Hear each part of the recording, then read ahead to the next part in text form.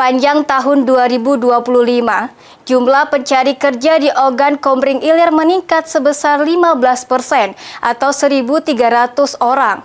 Jika dibandingkan tahun sebelumnya hanya tercatat 900 orang.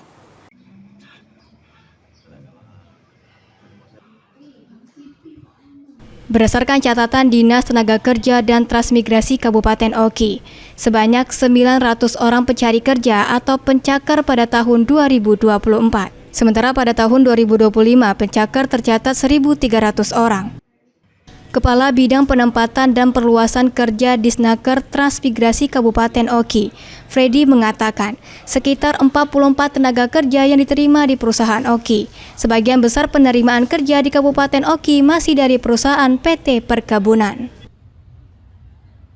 Angka untuk penyerapan tenaga kerja masih menurut kami sedikit ya, karena di perusahaan-perusahaan juga tidak tiap hari pegawai itu pensiun, jadi untuk kebutuhan sesuai dengan kebutuhan pada setiap perusahaan yang itu memang kewenangan dari perusahaan.